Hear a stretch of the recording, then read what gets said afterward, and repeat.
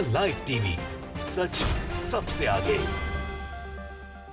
नमस्कार, आप देख रहे हैं द लाइव टीवी और मैं हूं आपके साथ मुनमुन रहमान।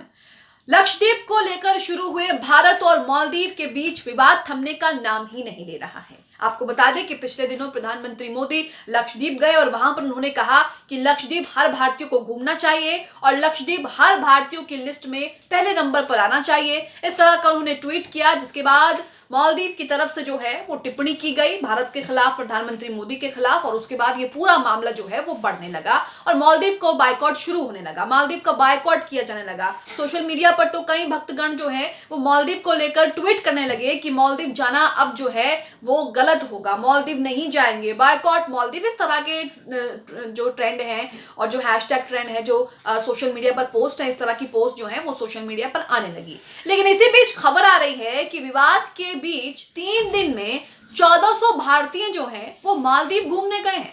अब सोशल मीडिया पर लोग कह रहे हैं कि ये कौन लोग हैं जिन्हें अपनी देश की जरा सी भी फिक्र नहीं है, अपने देश की इज्जत की या प्रधानमंत्री मोदी की इज्जत की जरा सी भी फिक्र नहीं है और वो मालदीव घूम कर आ रहे हैं। इस पूरे मामले पर आज तक का एक आर्टिकल है जिसमें बताया गया है कि किस तरह से मालदीव और लक्षद्वीप और भारत को लेकर विवाद जो है वो लगातार बढ़ रहा है और इसका असर मालदीव की जो इकोनॉमी है, जो टूरिज्म इकोनॉमी है, जिससे मालदीव को सबसे ज्यादा फायदा होता है, उस पर किस तरह से पड़ रहा है। आप अपनी स्क्रीन पर ये ट्वीट देखिए रणविजय का, जिसमें लिखा है देशद्रोही कहीं के। तो यहाँ पर इन्होंने जो है वो तंज कसते हुए लिखा है कि ये देशद्रोही हैं जो विवाद के बीच भी मालदीव घूमने जा रहे हैं। यहाँ आज तक की खबर इन्होंने शेयर की, जिसमें लिखा है कि विवाद के बीच 3 दिन में 1400 यानी कि 1400 भारतीय मालदीव पहुंचे हैं घूमने के लिए। अब यहाँ पर आज तक का वो आर्टिकल भी है जिसकी खबर इन्होंने शेयर की है, वो पूरा आर्टिकल भी हमने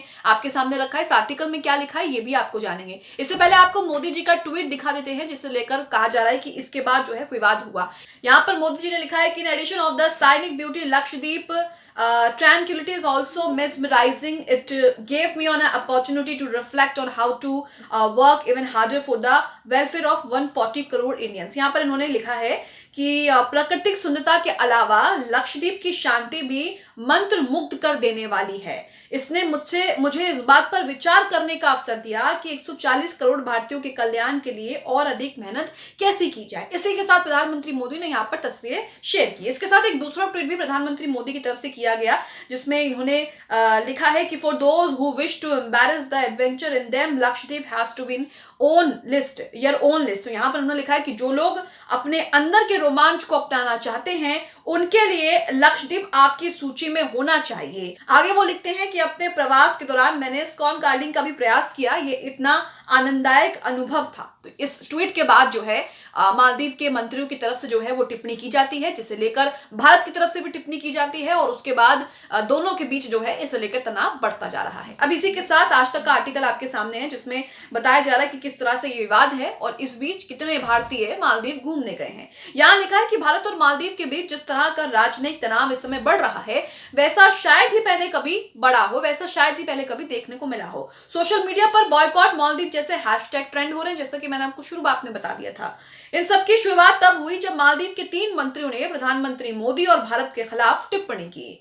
4 जनवरी को प्रधानमंत्री मोदी लक्षद्वीप के दौरे पर थे। उन्होंने दौरे की कुछ तस्वीरें सोशल मीडिया पर शेयर की और लक्षद्वीप घूमने की अपील की, जैसा कि मैंने उनके ट्वीट के जरिए आपको बताया। इसके बाद 6 जनवरी को मालदीव सरकार की मंत्री मरियम शियोना ने पीएम मोदी को लेकर टिप्पणी कर दी। उनके बाद 2 और मंत्रियों ने महमूद माजिद और मालशा शरीफ भी इसमें कूद पड़े और भारत विरोधी टिप्पणी की। बवाल बढ़ा तो मालदीव सरकार ने तीनों मंत्रियों को निलंबित भी कर दिया है। लेकिन बात यहीं खत्म नहीं हुई। इसके बाद दोनों और सोशल मीडिया पर बवाल शुरू हुआ। कई लोगों ने अपनी बुकिंग कैंसिल कर दी। मालदीव के विपक्षी नेता ने दावा किया कि विवाद के बाद एक इंडियन शादी भी कैंसिल हो गई, जिसमें तकरीबन 8 करोड़ रुपए का खर्च जो है वो आने वाला था। मालदीव वेकेशन के लिए जाने के लिए अच्छी जगह है और अगर आप सोशल मीडिया पर देखेंगे तो हर दूसरा भारतीय जो है वो मालदीव वेकेशन के लिए जाता है, अपनी छुट्टियां मनाने के लिए जाता है। डेस्टिनेशन वेडिंग भी वहां पर की जाती है और जिस तरह से जो है मालदीव को लेकर अक्सर भारतीय जो है, ज्यादातर भारतीय जो है वो मालदीव घूमने जाते हैं। अब यहाँ पर सीधे आपको ले चलते हैं कि कितने 3 विवाद हुआ है उस बीच 3 दिन में कितने भारतीय वहां पर घूमने गए हैं। तो ये देखिए लिखा है यहाँ पर, क्या कहते हैं आंकड़े। इसे 2 हिस्सों में बांटकर समझा जा सकता है।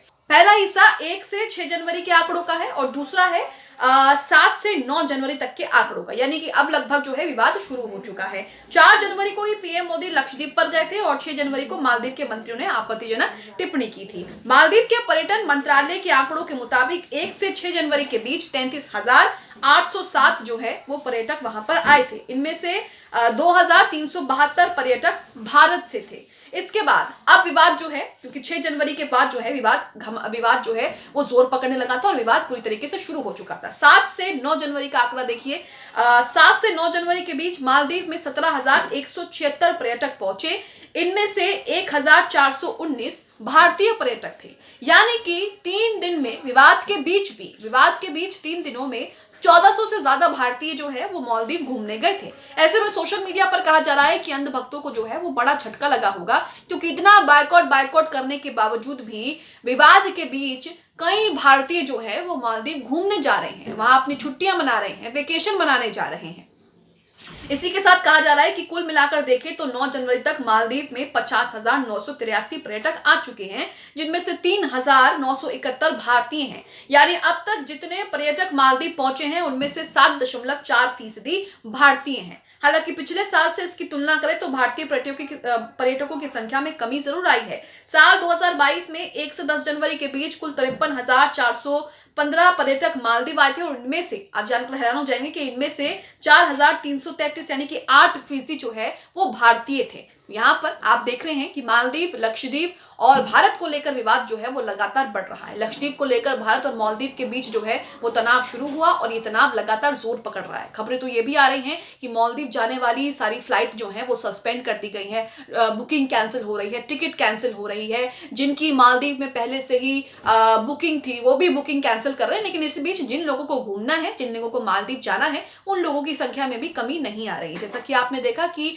विवाद शुरू हुए कितने दिन हो चुके हैं और 7 से 9 जनवरी के बीच 1400 भारतीय जो हैं वो मालदीव घूमने गए हैं, विवाद शुरू होने के बावजूद भी। अब यहां पर समझ लेते हैं कि मालदीव के लिए पर्यटक जरूरी क्यों है, क्योंकि मालदीव की ज्यादातर इनकम जो है वो पर्यटक पर, टूरिज्म पर ही निर्भर करती है, क्योंकि मालदीव घूमने की जगह है। ऐसे में कई देशों से जो है वो लोग आते हैं और मालदीव जाकर जो है वो छुट्टियां बिताते हैं, वेकेशन करते हैं।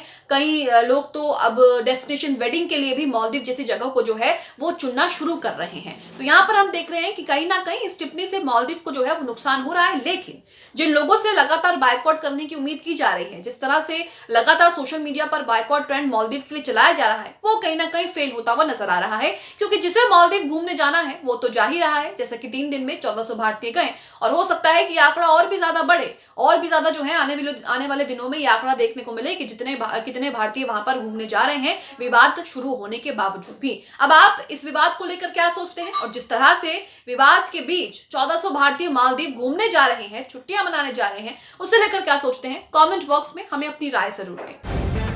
द लाइव टीवी, सच सबसे आगे।